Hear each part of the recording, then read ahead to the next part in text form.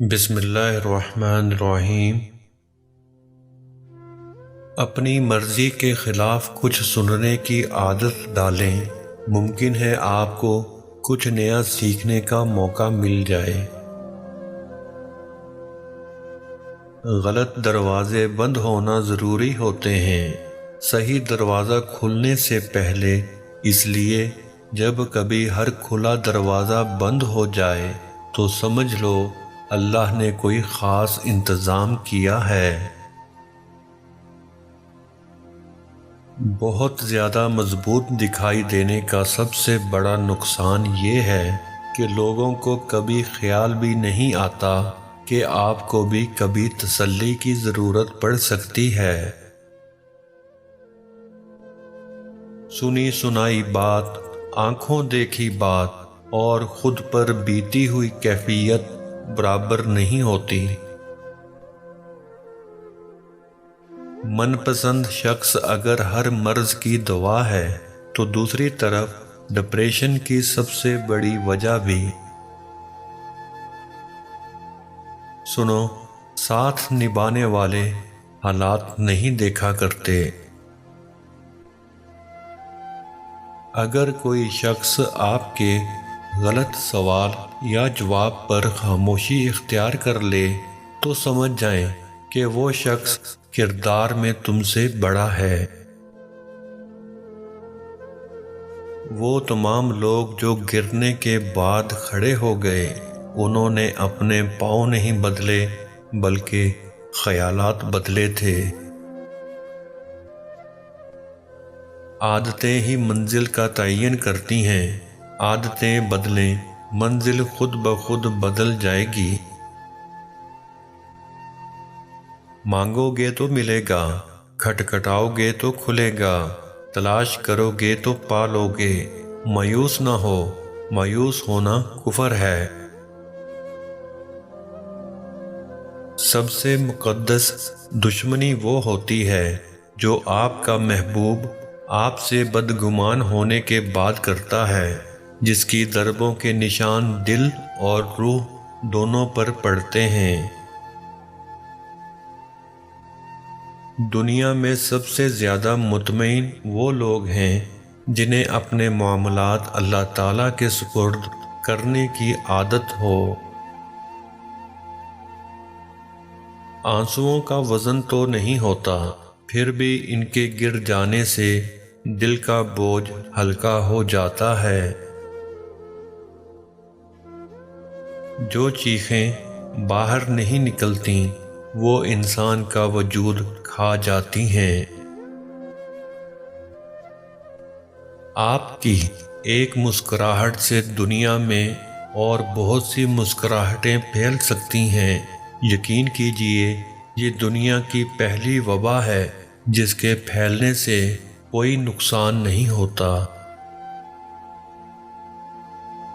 کبھی آپ نے کسی بکھرے ہوئے سے بات کی ہو تو آپ کو پتہ چلے گا کہ وہ بات بتاتے ہوئے شروع، درمیان اور آخر کا خیال ہی نہیں رکھ پاتا۔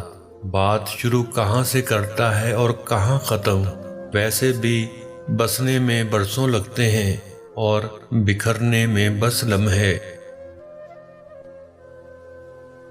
ہر وہ انسان جس کے اختیار میں کسی کی خوشی اور سکون ہو، وہ خود کو خدا سمجھنے لگتا ہے۔ منافقت، جھوٹ، بے اعتبار اور مطلبی رشتوں سے بہتر ہے انسان تنہا رہے۔ محبت مکمل ملنے کا نہیں بلکہ محبت مکمل ہونے کا نام ہے۔ جب لوگ مقابلے کرنے کی بجائے تمہارے خلاف سازشیں شروع کر دیں تو سمجھ لینا تمہاری کامیابی کا آغاز ہو گیا ہے۔ میرا تعلق اس مذہب سے ہے کہ جس میں کسی کے چہرے پر مسکراہٹ لانے پر بھی نیکی ملتی ہے۔ مشکل میں ٹوٹ کر یقین کے ساتھ رب سے مانگے، وہ ہمت، صبر، حوصلہ اور سہارا دیتا ہے، وہ تھام لیتا ہے، وہ سنتا ہے، مانگ کر تو دیکھیں۔ دل ایک پیالہ ہے، اگر اس کو رحم، شفقت، محبت سے نہ بھرا جائے تو یہ حسد، بغض اور تکبر سے بھر جاتا ہے۔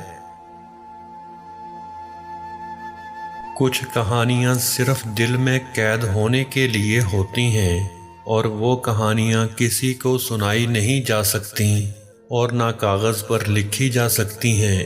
وہ کہانیاں خود سے خود تک ہوتی ہیں اور یوں ہی ہماری زندگی کے ساتھ چلتی ہیں۔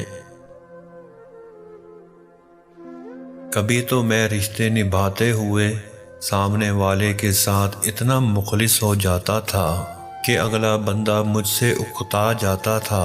اب تو میں خود سے بیزار ہوں، مجھے کسی اور کو اپنے لیے مخلص دیکھ کر الجھن ہوتی ہے۔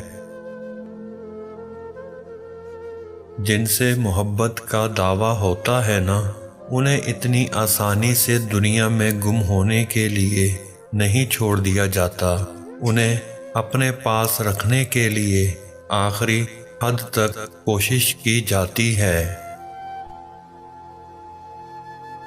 محبتوں میں لی گئی جھوٹی قسموں کے بڑے ناقابل برداشت کفارے ادا کرنے پڑتے ہیں۔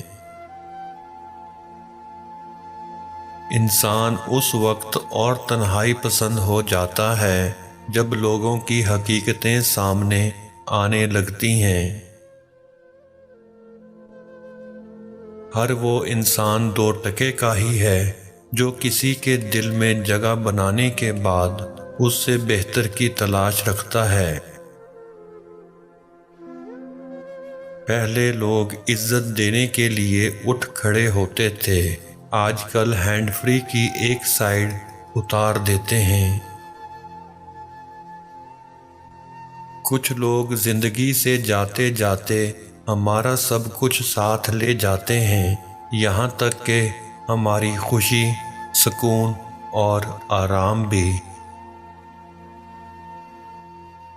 زندہ شخص کی قدر کریں، زندہ شخص کے چہرے پر مسکراہٹ لانا اس کی قبر پر پھول رکھنے سے بہتر ہے۔